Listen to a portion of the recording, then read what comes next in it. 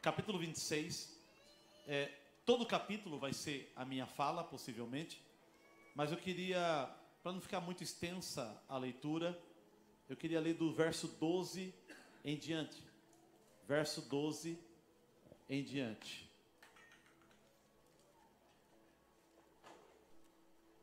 Verso 12 em diante.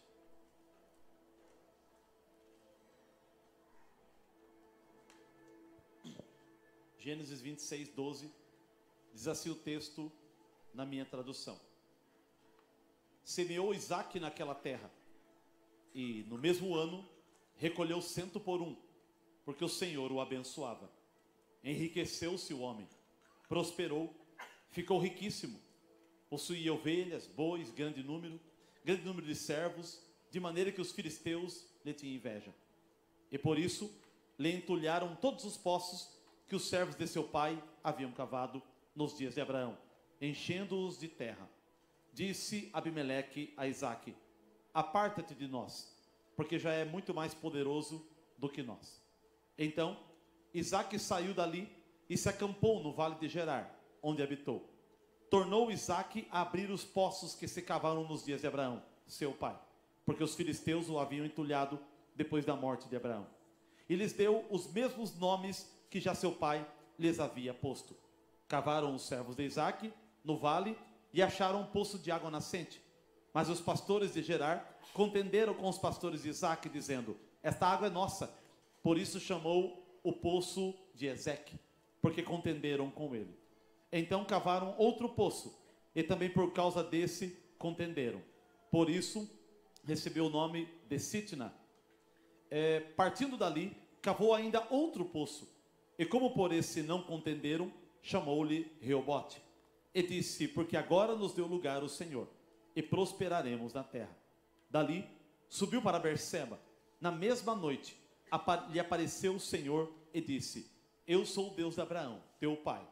Não temas, porque eu sou contigo. Abençoar-te-ei e multiplicarei a tua descendência como tua descendência por amor de Abraão, meu servo. Então levantou ali um altar e tendo invocado o nome do Senhor, armou a sua tenda, e os servos de Isaque abriram ali um poço. Amém. Somente até aí, mas a fala talvez norteie um pouco, verso 26 em diante. Eu não coloquei tema na minha mensagem, mas eu queria falar um pouquinho sobre desentulhar os poços.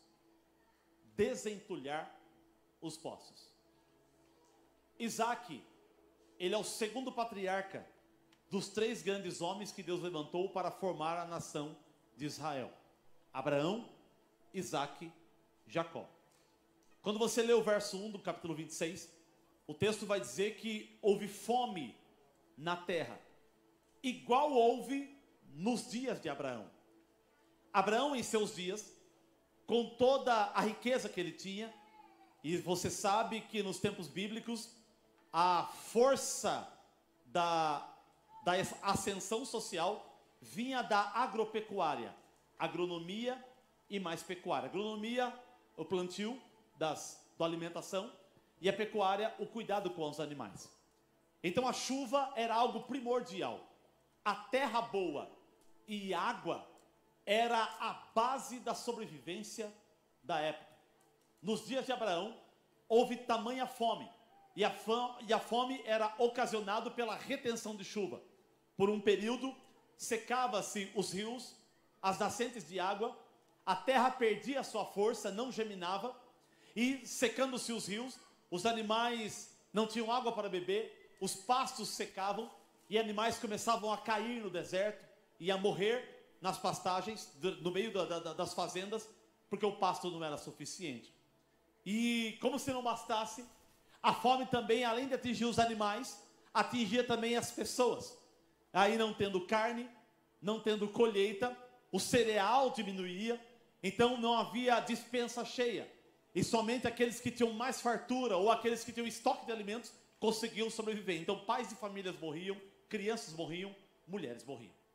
Nos dias de Abraão houve essa fome.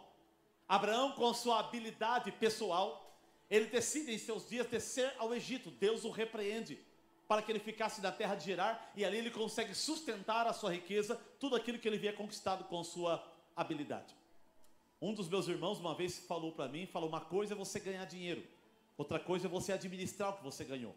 Esses momentos que você tem uma ascensão financeira muito forte, mas depois você tem um segundo desafio, que é administrar tudo aquilo que você ganhou, porque aquilo começa a declinar com o tempo, declinar, e pode chegar a zero ou a nada. Abraão criou Isaac debaixo das suas vestes.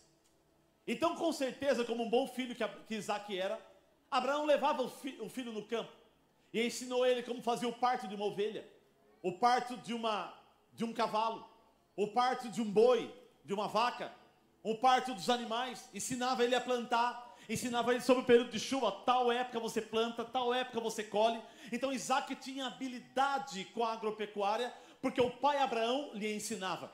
Eu penso que em momentos difíceis em que Isaac passava ali na situação, tanto da lavoura quanto no meio dos animais, quando ele se assustava com alguma coisa, ele olhava para trás e ele tinha a retaguarda do seu pai, que lhe ajudava a decidir: filho, faça assim, calma, o pai está aqui, faz assim, assim que vai dar certo. E ele fazia e o plantio rendia, ou ele fazia de outra forma e o animal nascia, ou algum animal doente, ele sabia como curar o animal, por causa da sua habilidade. E toda vez que ele se assustava com alguma coisa, ele olhava para trás e ele tinha a retaguarda do seu pai que estava sobre ele. Com certeza Isaac era um homem que não tinha depressão, não tinha estresse e não tinha crise de ansiedade.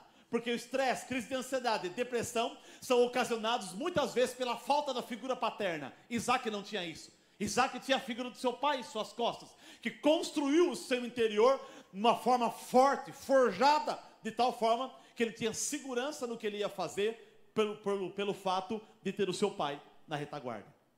Mas o tempo anda, a vida passa. Deus recolhe Abraão com mais de 170, 180 anos de idade.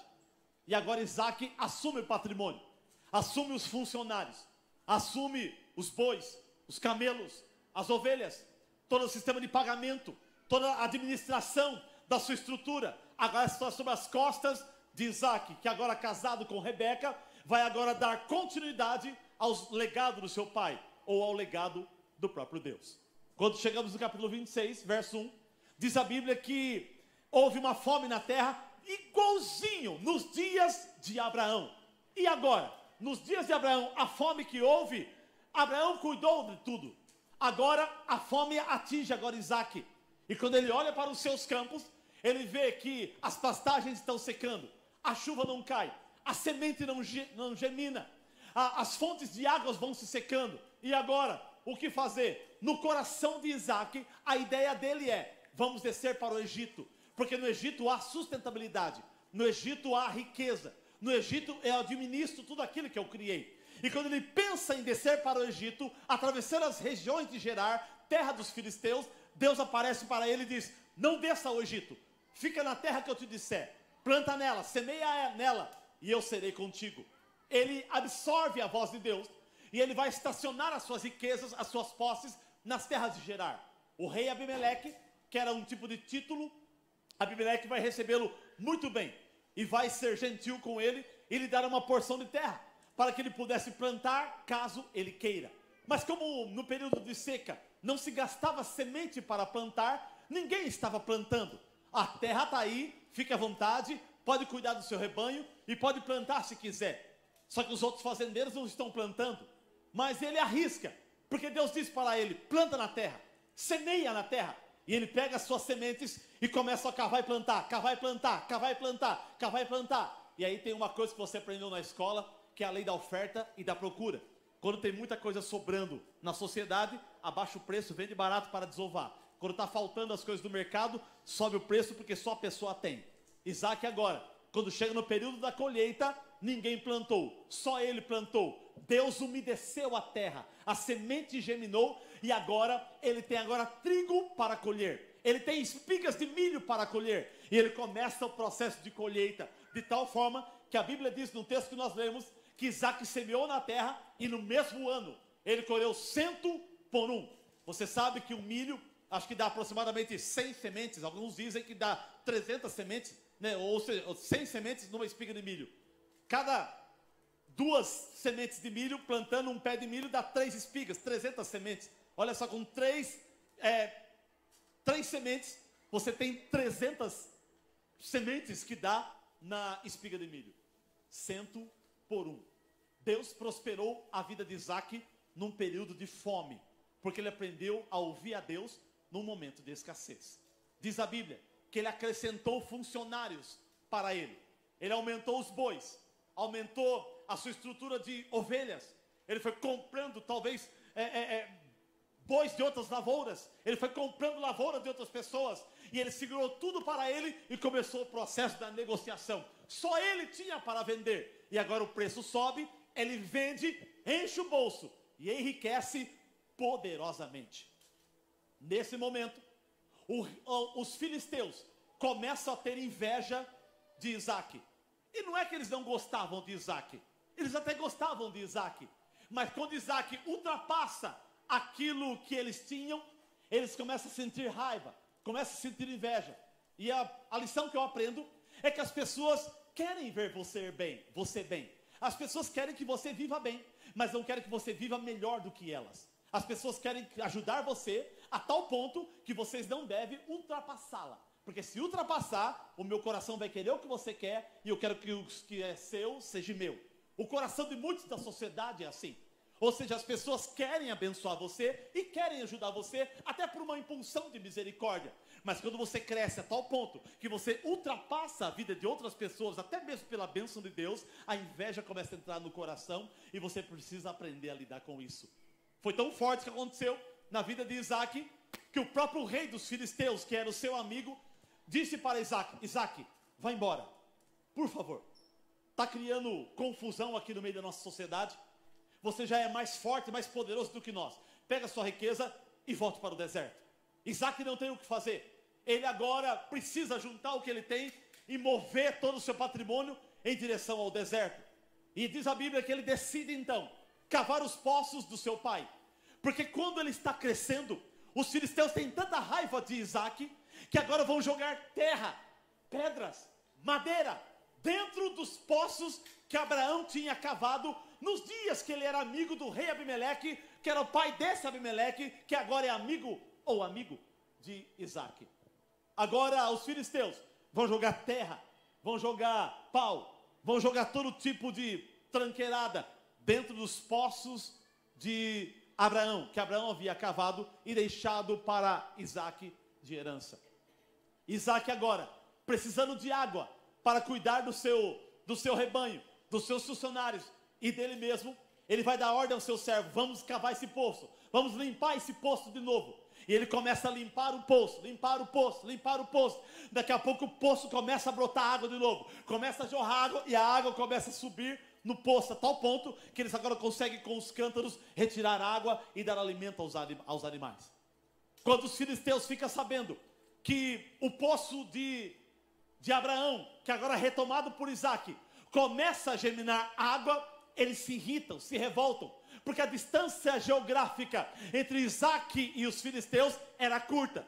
E mesmo Isaac estando no deserto, eles ainda tinham visão das terras de Isaac, tinham visão sobre o povo de Isaac, tinham visão sobre as coisas de Isaac, e eles vão lá bater boca com Isaac, dizendo: Isaac, esse poço é nosso, está em nossas terras. Os pastores de Gerar começam a discutir com os pastores de Isaac sobre a água que pertencia a eles.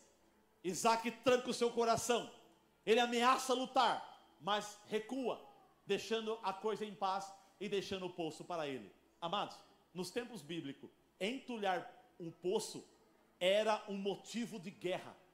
Era para Isaac preparar os seus servos com espadas, escudos e lanças e ir para cima do povo filisteu, batalhar contra eles, porque era uma afronta tamanha nos tempos bíblicos. Entulhar o poço de quem precisa de água é lutar contra a vida e a sobrevivência de uma outra pessoa. Você vê aí o que está acontecendo, né, no Oriente Médio, nas terras onde Israel está revidando o ataque de Hamas, fechando e cercando a faixa de Gaza, porque o desejo de Hamas é destruir totalmente a nação de Israel.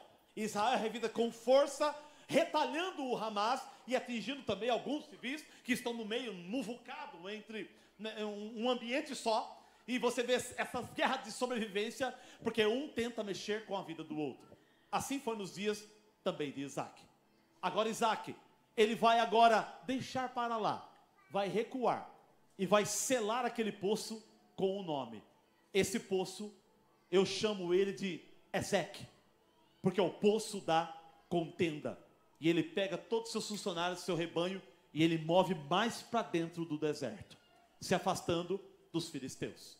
Ou seja, Isaac agora vai se afastar da contenda. A palavra Ezeque significa contenda, porque eles contenderam comigo, então esse poço vai chamar poço de contenda. Abraão havia batizado aquele poço como poço de Berseba, poço do juramento com Deus.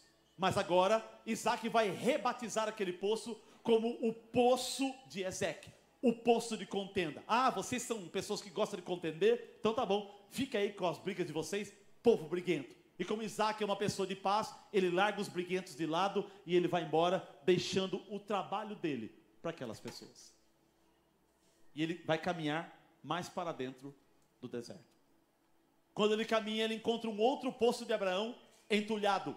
E ele vai começar a desentulhar, tirar as pedras, pau, madeira, todo tipo de lixo que tem naquele poço. E limpando o poço, a água começa a brotar de novo. E as águas começam a subir o poço de tal forma que eles começam com os cântaros, tirar a água, alimenta os animais, alimenta o rebanho, alimenta as famílias ali dos seus servos, alimenta a própria vida. E ele pensa que vai ter um período de paz. Quando ele está vivendo bem com aquele poço, os pastores de Gerar entram um pouco mais do deserto e diz: esse poço também é nosso, nós não queremos que você use da água desse poço. E Isaac agora vai rebatizar aquele poço, chamando aquele poço de Sitna. A palavra Sitna significa inimizade. Ele deixou o poço da briga e agora ele vai deixar o poço da inimizade. Uma coisa é as pessoas brigar com você. Tem gente que briga com você, mas não é o seu inimigo. Ele briga por situação, por coisa, mas ninguém é seu inimigo. Quando ele caminha um pouco mais para o deserto e cria o segundo poço, desentulha o segundo poço, os pastores de Gerar vão também atrás desse poço. E aí Isaac entende, fala: ah, vocês não só brigam comigo, vocês não são os meus amigos. Então fique com esse poço. Esse poço eu batizo ele como Sitna, o poço da inimizade. E ele vai mover o seu rebanho um pouco mais para dentro do deserto, distanciando a geografia da cidade de Gerar. Quando ele começa a desentulhar um novo poço, diz a Bíblia que Deus vai começar a falar com ele nas regiões de Berseba, no centro do lugar aonde Deus havia falado muito com Abraão. Em Berseba, Deus fala com ele, dizendo: eu sou, versículo 24, eu sou Deus de Abraão, teu pai. Não tenha medo. Medo do quê? Não tenha medo de Ezeque, da contenda. Não tenha medo de Sitna, da inimizade. Porque o que eu tenho com você vai além das brigas que as pessoas lançam contra você, ou vai além daqueles que são inimigos teus. Meu irmão, o que Deus tem para você está acima dos teus inimigos, está acima daqueles que querem brigar com você. Deus está usando essa situação para te levar num ponto geográfico onde a esfera do que Ele tem para a tua vida é uma esfera de paz, tranquilidade, onde ninguém mais vai te encher o saco. Louvado seja Deus. Aleluia. Ele move o seu rebanho para Berseba. Berseba fica a 70 quilômetros a sudoeste de Jerusalém, perto da grande cidade santa.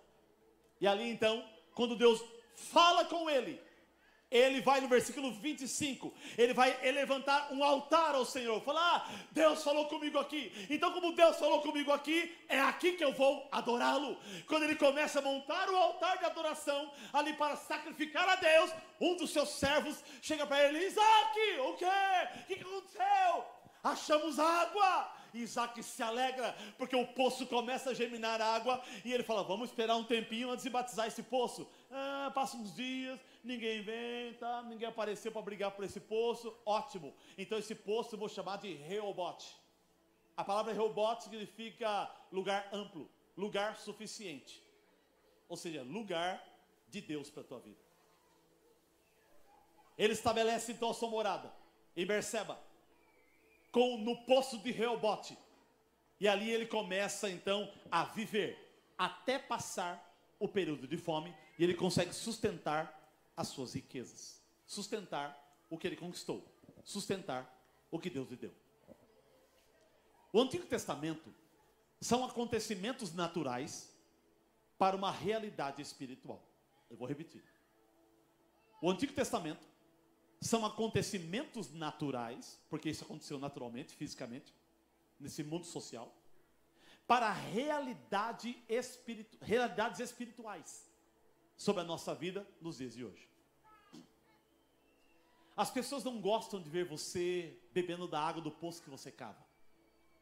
As pessoas não gostam de ver você bebendo daquilo que você luta para ser seu. Tem pessoas que não se incomodam com a sua vitória. Eu até falo que, geralmente, usando alguns filósofos da vida, você descobre alguns amigos no momento difícil da vida. Mas outros amigos você descobre nos momentos fáceis e de prosperidade da vida.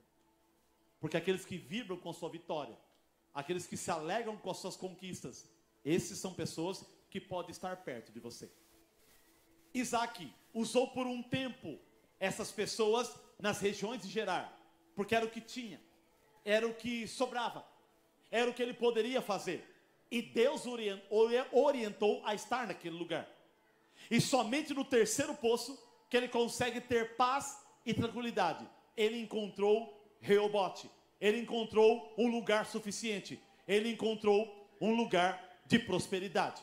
Assim como você está lutando na vida, tentando achar os poços de onde minam a água, onde você possa sobreviver com as águas do seu trabalho, do seu esforço, do seu suor, das suas lutas, das suas batalhas. Talvez você lutou hoje e você só encontra Ezek, contenda. Você lutou outro, você só encontra Sitna, inimizade. Mas um dia Deus está dizendo, você vai encontrar Reobote, vai encontrar um lugar amplo, vai encontrar um lugar de vitória, vai encontrar um lugar que eu tenho para a tua vida. E as águas que você encontrar nesse lugar são as águas que eu vou usar para sustentar a tua vida por completo. Louvado seja Deus. Interessante que o povo filisteu, eles não pegaram o poço para eles e ficaram usando a água do poço, porque quando eles olhavam para o poço, eles tinham raiva de quem cavou.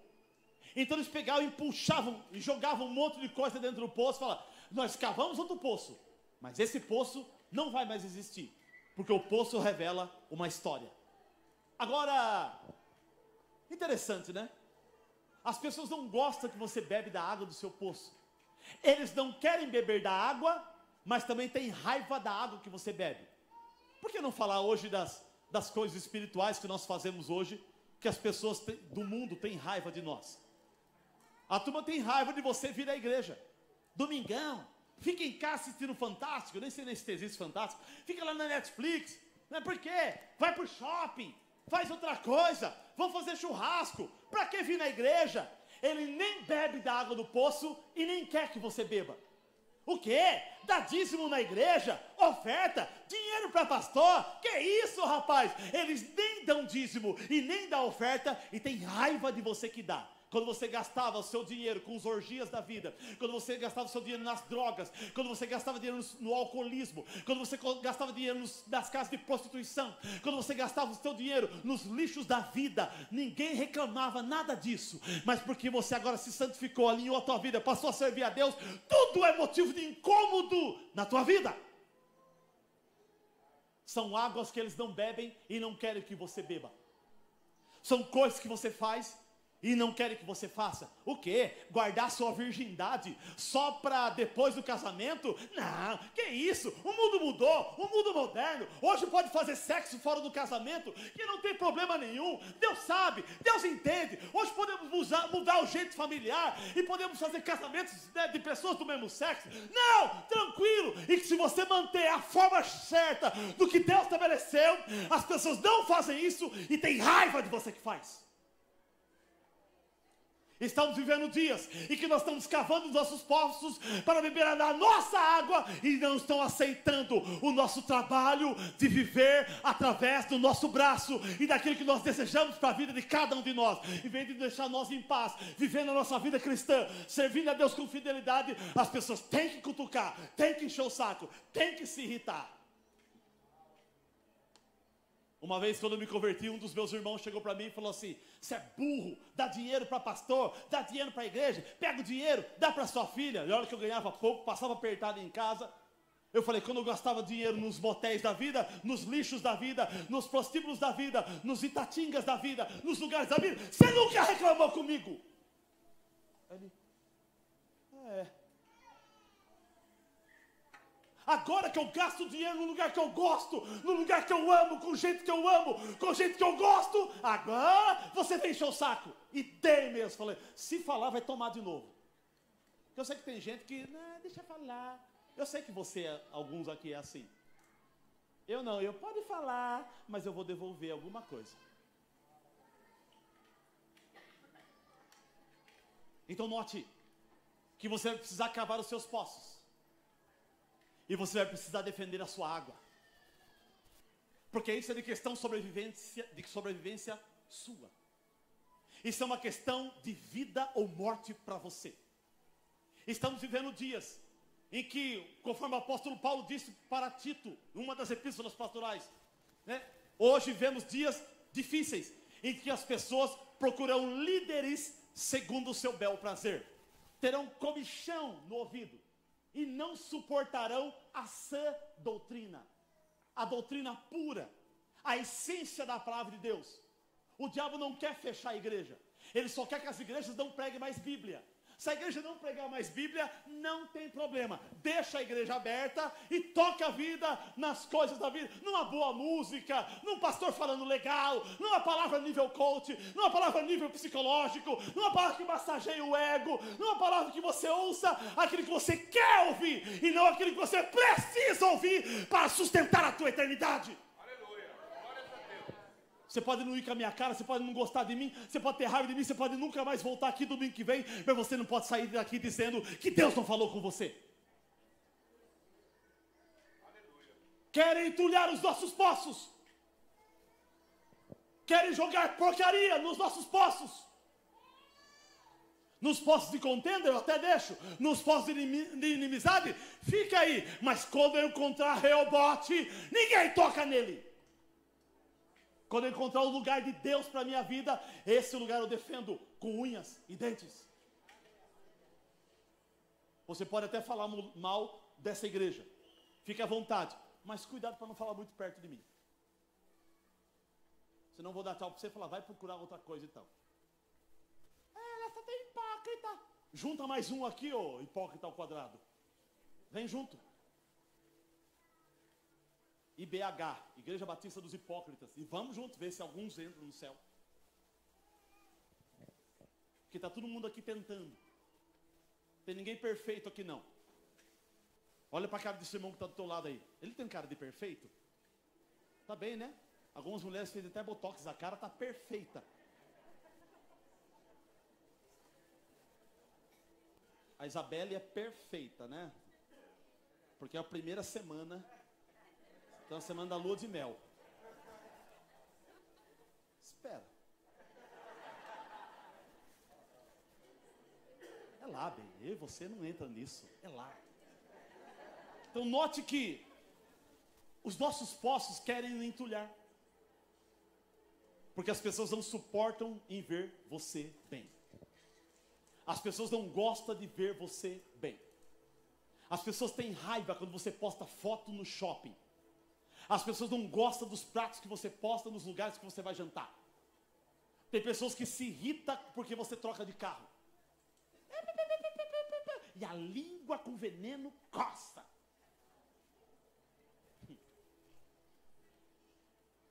Por que você está falando isso, pastor? Porque logo, logo vou encostar minha Lamborghini aqui. Dá glória a Deus aí, irmão. Dá glória.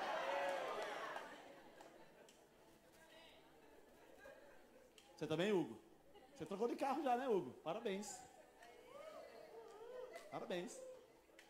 Entende, gente? Deus tem poços de água para nós. Mas você não pode desanimar quando você cavar um poço que seja o poço da inimizade, ou um outro poço que seja o poço da contenda, ou o poço da inimizade. Não. Você tem que estar tentando até você conseguir encontrar o poço que Deus tem para a tua vida. E quando você encontrar o poço que Deus tem para a tua vida, falar, esse poço ninguém vai mexer. Eu dei aquele poço, aquele outro pode levar, fique à vontade, mas esse poço não. Esse é o poço de Deus para a minha vida. Esse é o Reobote, esse é o lugar amplo, esse é Berseba, o lugar do juramento. Esse é o lugar que Deus falou comigo. Nesse poço ninguém mexe.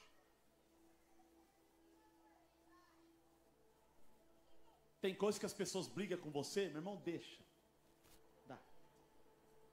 Todas as coisas que as pessoas irritam com você, fala, quer saber? Tá. Eu tinha uma amiga minha uma vez, que o que as pessoas elogiavam ela, ela dava. Nossa, que relógio bonito. Ah, é? Tá. Pronto, se tinha olho gordo, tá, leva embora esse relógio, é seu. Nossa, talher. Ah, gostou do talher? Peraí, meu. Tá, leva o talher.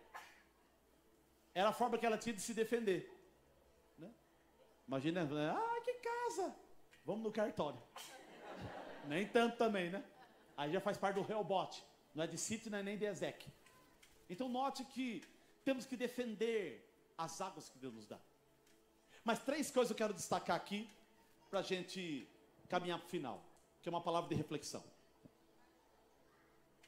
Desentulhar os poços, você aprende 3 coisas. Primeira coisa que você aprende quando você desentulha poços. Você aprende que você precisa cavar para baixo para que a água venha para cima. Simples, fácil, óbvio, objetivo. Quem cava para baixo, puxa águas para cima. Cavar para baixo é trabalhar tanto que ninguém consegue ver o quanto você trabalha. Eu toquei bar com meu pai aqui uma vez, né? Meu pai tinha um boteco e eu não era convertido, eu toquei o boteco com ele. E aí que tem aquela frase de boteco, né? Você vê as pingas que eu bebo, mas não vê os tombos que eu levo. Como quem diz, você vê aquilo que eu conquisto, mas não vê o quão suado foi eu ralar para ter o que eu tive. Então, o que você aprende desentulhando poços? Que no suor do rosto,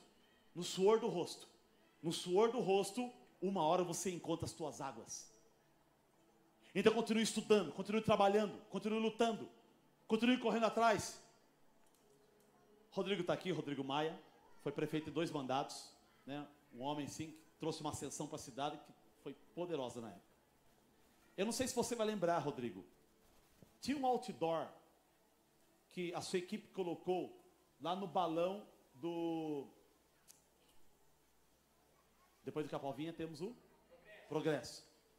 Tinha um outdoor ali no seu período de governo que estava escrito assim: nada pode contra a força do trabalho. Era um outdoor que estava ali. E aí tinha ali a administração, que era da sua administração.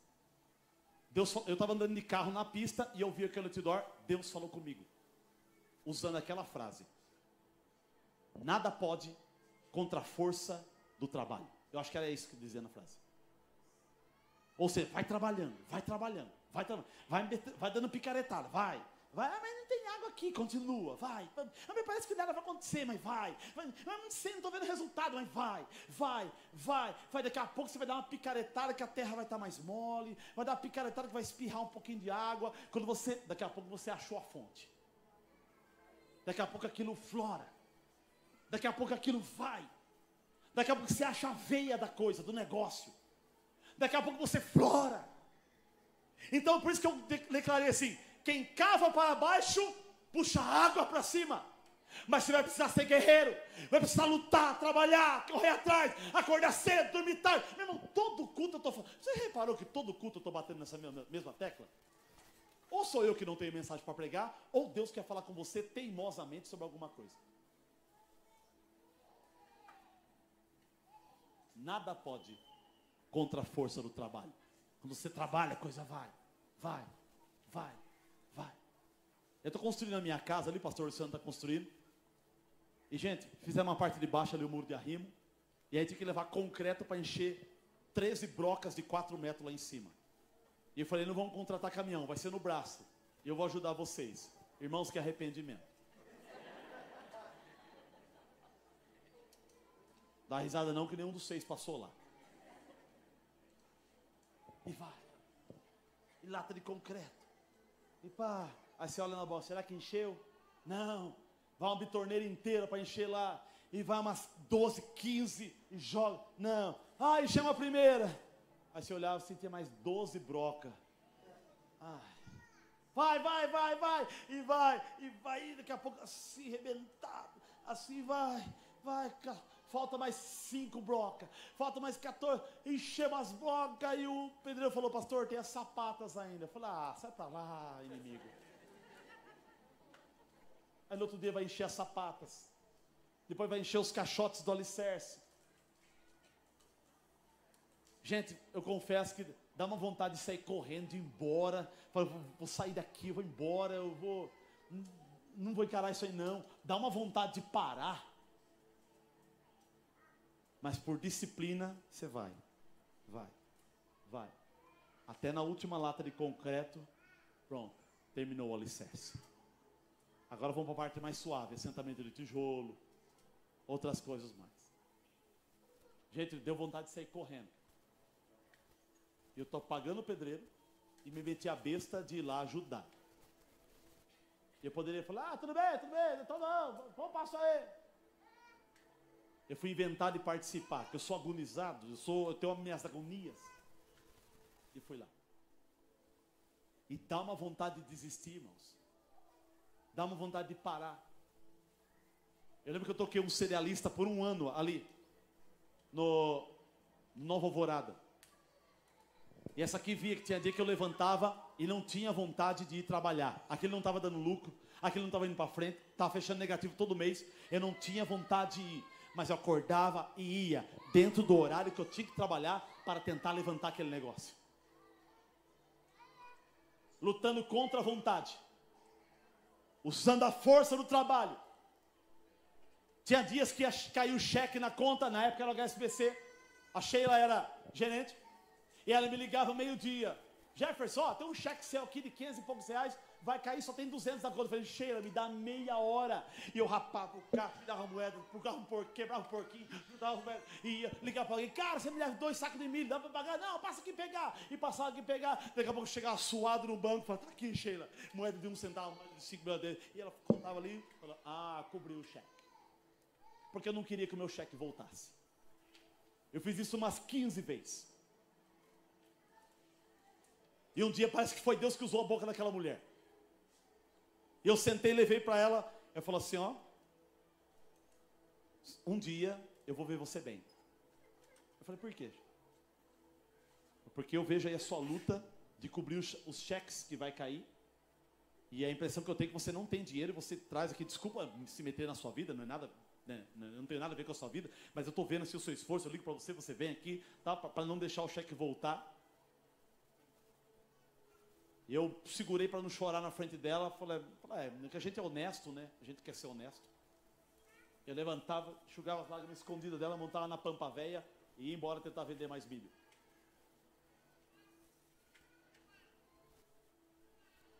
Até que os resultados começam a vir. Meu irmão montou um depósito de materiais de construção em 2010. Ele falou, vamos juntar o depósito com o cerealista, eu te dou um percentual do depósito, a gente trabalha no depósito. E fomos trabalhar. E no trabalho eu saí da dívida do cerealista e aumentou minha dívida do depósito. 2010, 2011 devia mais de 120 mil reais. Ganhava 1.000 por mês. Como é que eu pago isso? Vamos trabalhar. E não tinha trator para carregar caminhão. Como é que carrega caminhão? O cara quer 6 metros de areia. Fala, vou te levar. Hoje ainda. E lá vai as pasadas de caminhão, enchendo o basculante. E joga. Nas últimas pasadas a terra caiu em você, assim. Fala, leva esses 2 metros, amanhã nós leva mais 2, depois no outro dia mais 2. Não deixa a obra do cara parar. E assim vai. Depois comprou uma Bobcat, deu certo. E aí a coisa vai. E trabalhando, honrando, pagando as contas. Teve uma vez que eu precisava pelo menos uns 400 reais para pagar uma dívida de um carro velho que eu tinha. um tempra, velho. E eu ia quitar aquele tempra. E eu tinha quitado o meu terreno. Daqui a pouco chegou um rapaz, um amigo meu, foi lá no depósito. Já era pastor dessa igreja, no outro salão. Era um amigo meu, não é de igreja nenhuma, mas ele foi lá levar o dízimo dele. Filho da irmã que me ganhou para Jesus. Ele falou: Gu, queria dar meu dízimo para você, tá bom? Eu falei: tá bom. Eu falei: põe a mão aqui. Colocou a mão, orei, abençoei o dízimo dele. Falei: vou levar para a tesoureira e vou colocar na igreja. Ele falou: tá bom. Ele foi embora. Eu não vi quanto era, estava selado. Daqui a pouco ele me ligou. Falou: Gu, você entendeu errado. Não é para a igreja esse dízimo. Eu estou dando para você. Eu falei: então não é oferta. O dízimo é para a igreja. Eu falei: não, eu quero que você use para você. Eu falei: obrigado, Gustavo. Deus abençoe tua vida. Aí fui abrir, doido, aí fui abrir, rasgar o envelope. Aí eu precisava de 450 para pagar a prestação do templo velho. Tinha R$545. E ali eu vi a mão de Deus cuidando de mim. Nada pode contra a força do trabalho. Quando você desentulha poços, é cavando para baixo que as águas podem subir para cima. Eu estou falando com pessoas aqui que luta, está trabalhando, está correndo atrás da vida, está tentando crescer e não consegue. Continue. Eu não estou falando com chupim, não. Estou falando com gente guerreira, trabalhador. Porque o chupim nunca vai subir na vida. Daqui 20 anos vai ser o mesmo zero à esquerda de sempre. Não é com você que eu estou falando. Estou falando com um trabalhador, com gente direita, honesta, que luta para andar em dia, que quer pagar suas contas, que quer honrar seus negócios, que trabalha muito, ganha pouco. Deus está vendo isso. Aleluia. E no tempo certo, vai haver uma colheita poderosa. As águas vão subir nos seus poços. Aleluia. E você vai beber da colheita do seu trabalho na tua vida. Então a primeira lição que eu aprendo: desentulhando poços, você aprende primeiro que cavando para baixo, você puxa águas para cima. Paga a conta aqui, paga a conta ali, e passa um monte de dinheiro na sua mão. Quando você vai fazer as contas, não sobra nada para você, ou fica negativado. Não é seu o dinheiro. Você mexe com muito, mas o que sobra é pouco. E vai, e vai, e vai, e vai, e vai. Chega uma hora que Deus fala: eu vou fazer ele acertar o ouro, eu vou fazer ele acertar a pepita, eu vou fazer ele acertar a prata. E quando você dá uma atingida ali, ali é o tempo da sua colheita e a sua vida muda para sempre. Segunda coisa que acontece com quem desentulha os poços: desentulando poços, você seleciona as pessoas. Quando o Isaac estava em Gerar, todo mundo era amigo dele, porque a riqueza era igual, o patrimônio era igual, ou o povo filisteu era mais forte do que Isaac. Até aí tudo bem, todo mundo amigo, beleza, pá, mas daqui a pouco o cara está plantando. A força do trabalho contra o trabalho, meu irmão. Com a força do trabalho o resultado vem. E vai plantando, e plantando. O que o cara está plantando? Não é para plantar, não tem chuva. Como é que vai plantar sem chuva? E o cara plantando, porque Deus mandou. Plantando porque Deus mandou. E vai plantando. E no mesmo ano ele começa a colher os feixes. Vai colhendo, 100 por 1. Diz a Bíblia como ficou riquíssimo. Quando ele ficou rico, o coração das pessoas virou. Os amigos já não é mais tão amigos assim. Os que gostavam de você não gostam mais muito de você, porque você os ultrapassou. Isaac agora é convidado a se retirar de Gerar. Por favor, educadamente, some daqui. E ele sai, numa distância geográfica, que eles ainda viam ele. Desentulhou o poço que era do seu pai. E os filisteus foram lá brigar com ele. Ele anda mais um pouco para o deserto. Desentulha o segundo poço do seu pai.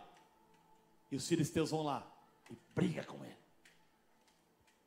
Ele vai mais para o meio do deserto, numa distância longa. Os caras não iam mais incomodá-lo. E lá em Berseba, terra do juramento, ele cava o terceiro poço. Reobote, lugar de Deus, lugar amplo, lugar suficiente. Aqui agora é o meu lugar. E Deus aparece para ele naquele lugar. Quando ele encontra Reobote, a mente de Abimeleque muda. Eu não li o texto, mas verso 26 em diante, vai dizer que Abimeleque e Ficum era um comandante do exército dos filisteus, vão visitar no meio do deserto Isaque. E chegando lá, eles veem um oásis. Ele vê os animais gordos, os animais abastecidos, água jorrando na fonte. Isaque resmunga com ele, fala: vocês me expulsou da sua terra. E aí Abimeleque disse para Isaque: Isaque, nós viemos aqui para fazer aliança com você. Nós estamos vendo que Deus é na tua vida. Por favor, perdoe o nosso povo. Nós queremos ter uma aliança com você. Quando eles falam isso para Isaque, diz a Bíblia que Isaque prepara uma mesa e senta com eles. Ou seja, o símbolo da comunhão, o símbolo da aliança é a comunhão. E eles comem, bebem, se alegram. Abimeleque e Ficum se levantam no outro dia e vão embora. O povo filisteu tinha raiva de Isaque, mas o rei dos filisteus era amigo de Isaque. Quando você cava poços e encontra as tuas águas, tem pessoas que não servem mais para andar com você, e tem outras que vão se encaixar mais adequadamente na tua vida. Pastor, como eu meço isso? Através de olhar o coração das pessoas. Não vai sair daí perdendo amizade com os outros só porque você cresceu. Isso é orgulho, soberba e arrogância. Trata as pessoas da mesma maneira. Mas você vai perceber que o olhar delas é sugador. O olhar delas é estranho. O espírito não bate. O ambiente não é legal. São pessoas que você fala: Deus abençoe a tua vida e Ele abençoe a minha, cada um para um canto. Cavando poços, nós selecionamos pessoas. Mas não precisa pôr no Facebook não, né? Quem me viu passar na prova e não me ajudou, quero ver na luta. Cala a boca, fica quieto e vive a tua vida. Vai ficar cutucando os outros. Porque se você for aquele que meter o pau nos outros no Facebook, é sinal que você não aprendeu nada na vida. Você não amadureceu. Você cresceu, mas você é infantil por dentro. É infantil na alma. É infantil no espírito. Sai fora da contenda. Sai fora das inimizades. Sai fora de Ezeque. Sai fora de Sitna. E se estabeleça em Reobote. Se estabeleça no lugar amplo. Se estabeleça no lugar da prosperidade. Eu estou falando e a sua mente está viajando em situações da tua vida. Eu tenho certeza. Sim ou não? Pergunta para o irmão que está ao teu lado: onde está a sua mente agora? Está respondendo. Terceira e última coisa para a gente orar. Quem desentulha poços aprende a achar o lugar de Deus para você. Simples. Então, sintetizando as três coisas: desentulhando poços, você aprende que cavando para baixo, as águas sobem para cima. Segunda lição, você aprende a selecionar pessoas. E terceira lição, você encontra o lugar de Deus para você. Você acha que você vai encontrar o lugar de Deus para você parado? Aí, né? Acordando 2 da tarde, esperando ver o que Deus tem para mim. Vai esperando, filho. Ele vai falar: o que eu tenho para você, meu servo, está na funerária. Um pequeno terreno ali. Um infarte, um derrame, ele aguarda. Fica marcando aí. Quem não caminha não chega a lugar nenhum. Precisa se mexer. Meu irmão tem uma frase que ele fala: cobra que não anda não engole sapo. É cada uma que eu estou me vendo, que é real. Então note que desentulhando poços, você encontra o lugar de Deus para a tua vida. Eu gosto de uma frase do Silas Malafaia, que ele diz assim: sonhe. Sonhe muito e lute. Você pode não chegar no seu sonho, mas em algum lugar você vai chegar. Eu vou repetir. Sonhe e corra atrás dos seus sonhos. Talvez você não alcance os seus sonhos, mas em algum lugar você vai chegar. Porque aquele que fica parado, A Bíblia diz, aquele que olha o tempo, não vai colher nada. Ah, vai chover, não dá.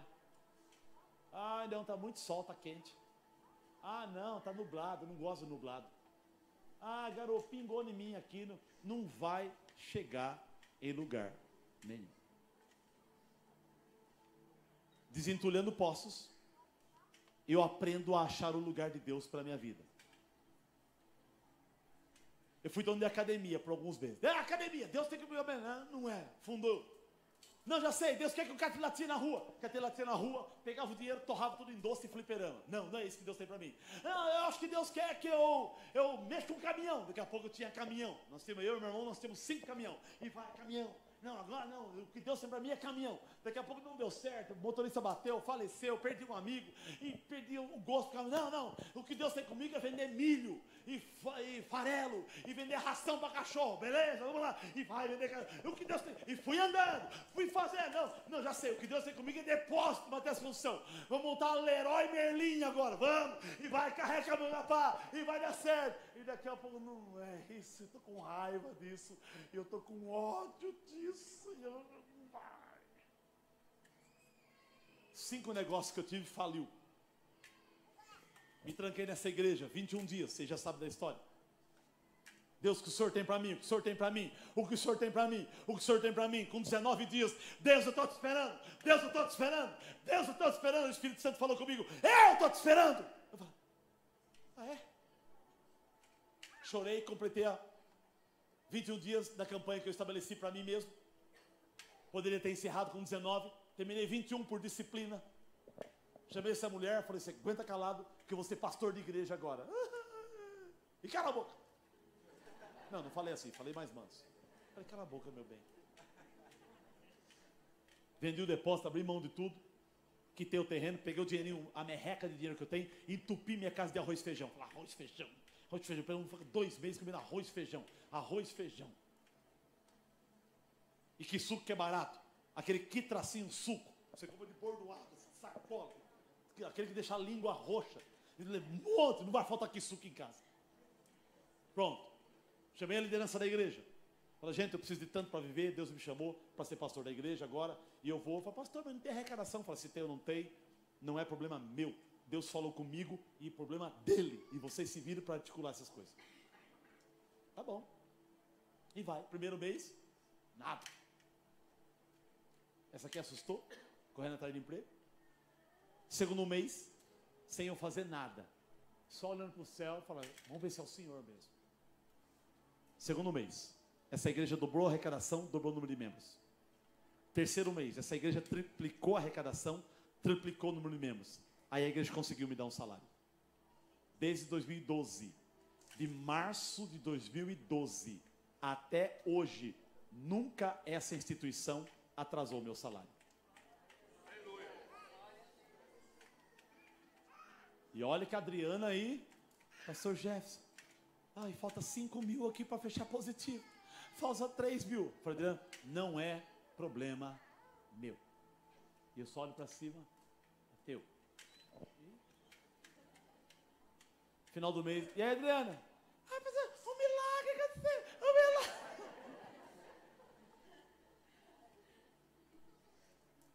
Quem desentulha poços, encontra o lugar de Deus para a vida dele. Hoje, não sei amanhã, hoje o lugar de Deus para a minha vida é esse aqui. Amanhã eu não sei você, hoje o lugar de Deus para a tua vida é esse lugar aqui. Hoje o lugar de Deus para a tua vida é a tua empresa, os teus negócios. Hoje o lugar de Deus para a tua vida é o teu emprego, o teu trabalho, a tua faculdade. Pastor, estou desempregado, então o lugar de Deus para a tua vida é no teu quarto orando, buscando a Deus. Não é ficando no zap da vida, no TikTok. Você encontrar o lugar de Deus para a tua vida, o Reobote.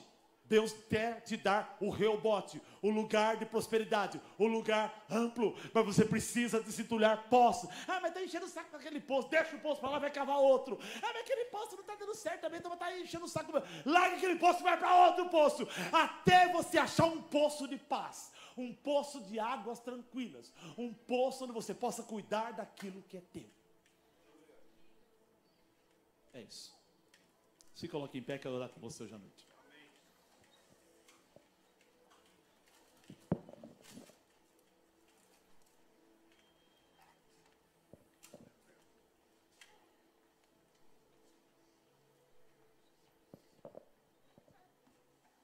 Quando Isaac chega em Berseba, Deus falou com ele: eu sou o Deus do teu pai.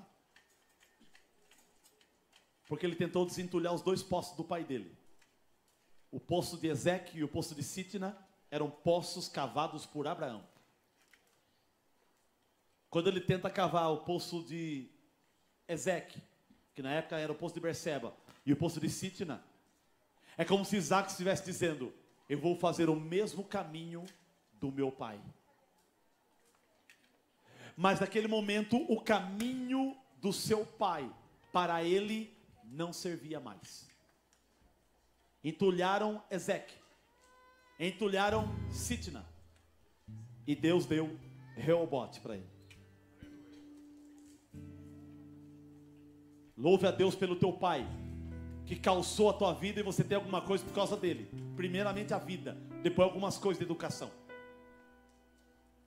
Mas vai chegar um momento que Deus vai falar assim para você: não é mais hora de você trilhar o caminho do teu pai. Eu sou o Deus do teu pai, mas agora eu quero ter uma história com você. Eu sou o Deus de Abraão, teu pai. Eu vou transferir a promessa que eu tenho para ele para você. Você absorveu o legado. Mas com Abraão eu fiz assim. Com você eu vou fazer assado. Com Abraão eu fui por aqui. Com você eu vou por aqui. Deus tem uma história diferente para cada um de nós. O fim pode ser igual, não tem problema. Mas o processo de cada um é diferente. Tem pessoas que recebem herança e enriquecem mais ainda. Tem pessoas que começam do zero e tem tudo na vida. Tem pessoas que começam bem e acabam mal, mas bem espiritualmente e próspero na alma, talvez não tendo muita coisa. Cada história é diferente, mas o importante é você ter convicção de que você encontrou o teu Reobote, que você encontrou o teu lugar, que você encontrou aquilo que Deus tem para a sua vida. O que Deus tem para a sua vida? Se você encontrou, é isso. Se você não encontrou, então continue trabalhando, porque nada pode ir contra a força do trabalho.